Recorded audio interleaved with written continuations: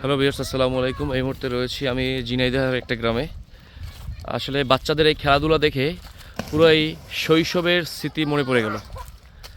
মানে আমি আসলে নিজেকে নতুন করে এদের মাঝে ফিরে পেলাম। মানে দেখেন, বিশাল এক দিঘির মধ্যে হচ্ছে বাচ্চারা খেলাধুলা করছে, দোলনায় উড়ে বেড়াচ্ছে, আবার নৌকা নিয়ে এরা সাঁতার কাটছে।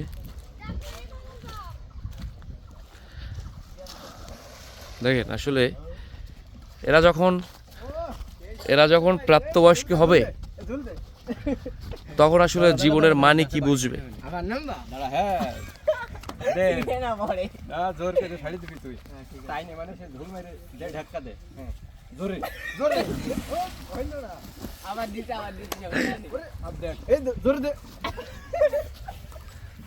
দেখেন এদের আসলে এখন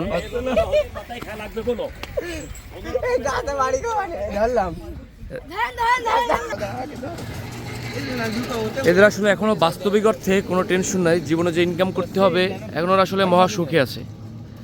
পরিবারের কোনো চাপ নাই, সংসারে কোনো চাপ নাই। আসলে আমি নতুন করে ওদের মাঝে আমার নিজেকে খুঁজে পেলাম।